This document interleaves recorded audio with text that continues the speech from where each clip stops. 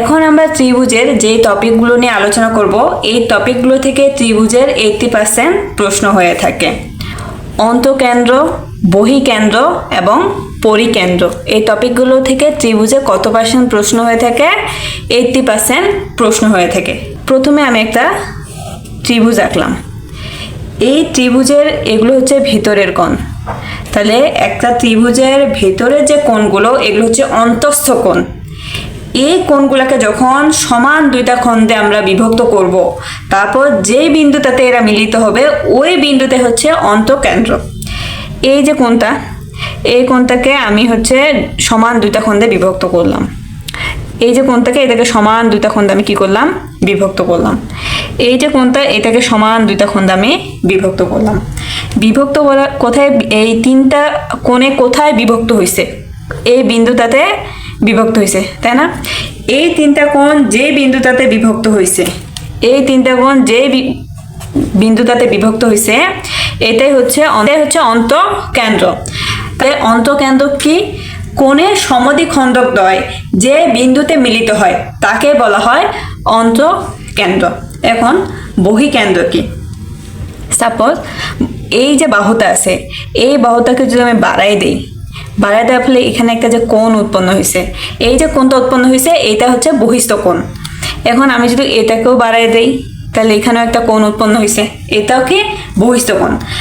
এই বহিস্থ কোণ দুইটাকে যখন আমি সমান দুইটা ভাগে বিভক্ত করব, খণ্ড করব, তখন দেখা যাবে এই দুইটা কি হবে? একটা বিন্দুতে মিলিত হবে, সেই বিন্দুতে হচ্ছে বহিকেন্দ্র।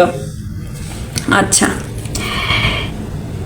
এই যে আমি এই কোণটাকে সমদ্বিখণ্ডিত করলাম, এই কোণটাকে আমি সমদ্বিখণ্ডিত করলাম, করার পর কি করছে? এই যে বিন্দুটা, এখানে কিন্তু এরা মিলিত হয়েছে। এই বিন্দুটা যেখানে মিলিত হয়েছে এটাই হচ্ছে এটাই হচ্ছে বহিকেন্দ্র।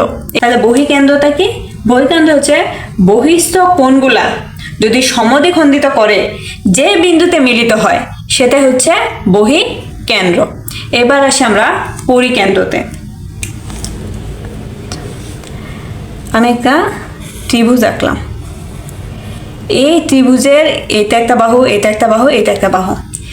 এই বাহুগুলোকে যদি আমি লম্ব দ্বিখণ্ডিত করতে চাই, তারপরে লম্ব দ্বিখণ্ডিত করার পর যে বিন্দুটাতে মিলিত হবে সেটাই হচ্ছে পরিকেন্দ্র। কারণ কথা হচ্ছে আমি একটি বাহুকে কিভাবে লম্ব দ্বিখণ্ডিত করব? এই যে বাহুটা আছে, এই বাহুটা সমান অথবা অর্ধেকের বেশি ব্যাসার্ধ নিয়ে আমি দুই পাশে দুইটা বৃত্তচাপ আঁকবো। অর্থাৎ এই ইয়াটার অর্ধেকের বেশি নিয়ে এখানে একটা বৃত্তচাপ, এখানে একটা বৃত্তচাপ, আবার এই কোণটাতে এখানে একটা বৃত্তচাপ, এখানে একটা বৃত্তচাপ। বৃত্তচাপ আঁকার পর কি করবো? এই দুইটাকে আমি যোগ করে দেবো। কোণটা বাহুটা সমদ্বিখণ্ডিত হয়ে গেল। আবার যখন আমি এই বাহুটাকে সমদ্বিখণ্ডিত করতে চাই, বাঁকা হয়ে গেল, এই যেভাবে ধরেন আমি সমদ্বিখণ্ডিত করলাম।